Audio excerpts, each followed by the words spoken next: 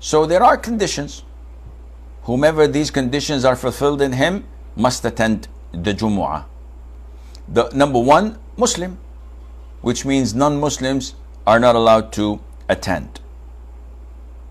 Sheikh, we have non-Muslims in our community who wish to enter the masjid and pray with us. We say this is up to the Imam's own ijtihad and opinion. If the Imam believes that these people are really interested in learning or seeing how Islam is being practiced, no problem in them entering the masjid, but they should remain at the back of the masjid, not engage in the rows. I've seen some people interested in Islam and the Muslims put them and make them stand with them in the row. This is wrong. This is not permissible and it is wrong. He's a non-Muslim. He cannot stand with the Muslims in a row, as he would disconnect that row. It is an obligatory ritual upon males, which means that women are not obliged to attend. It is an obligation upon those who are free, and this means that slaves are not obliged to attend because they require the permission of their masters. And it is mandatory upon those who are sane. So people who have dementia, people who have severe case of Alzheimer, they do not know day from night, they do not recognize their own children or their own close relatives, and they're unable to concentrate or think properly, they are classified as insane, in the meaning, which means that Allah has uplifted the pen so that they're not accountable. It is mandatory upon men who had reached the age of puberty, and it is also important to know that it is mandatory upon residents. So travelers are not obliged to conduct Friday prayers. And we have to clarify this a little bit, because I've seen even among some of the da'is that say that Friday is not mandatory when we go for a conference, for example, in a foreign country, and it's time for Jumu'ah. I've heard some of the du'at say that Friday is not mandatory upon travelers.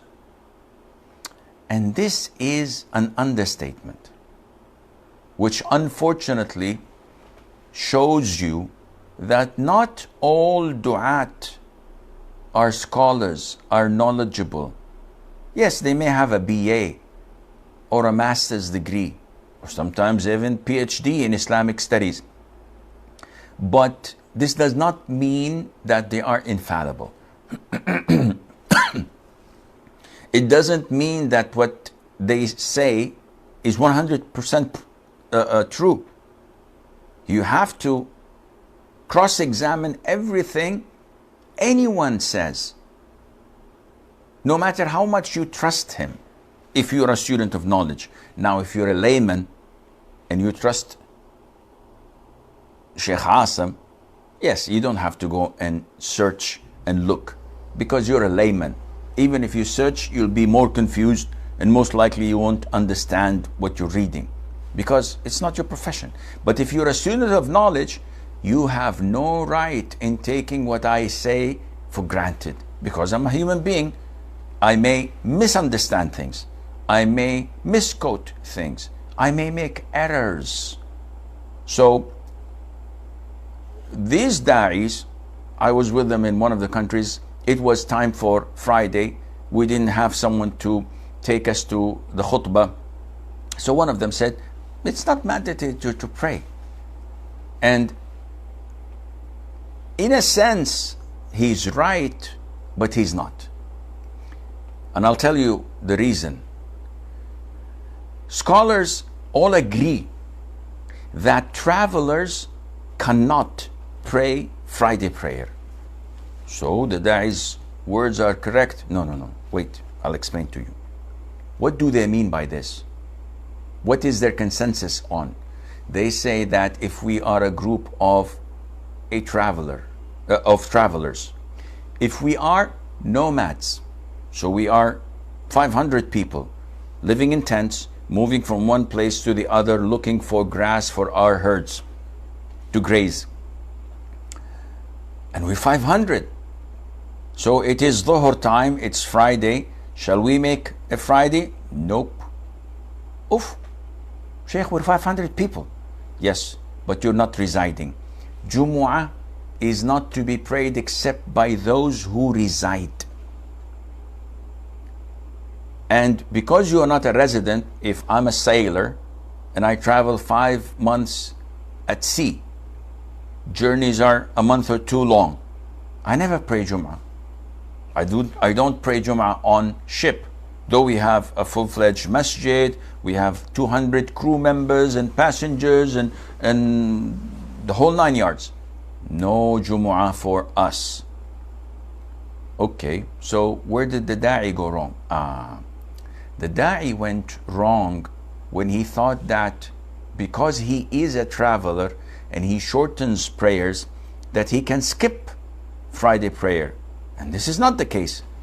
If he is on the road driving and passes by a masjid, and the masjid in that city he is passing through calls for the salat, he moves on. He's a traveler. But if he's staying in a city or a town and they have masjids and they're calling for Jumu'ah, he falls under the ayah إذا نودي للصلاة من يوم الجمعة فاسعوا إلى ذكر الله وذروا البيع. Whenever, O you who believe, the call for Jumu'ah is given, you must abandon trade and walk briskly to the masjid.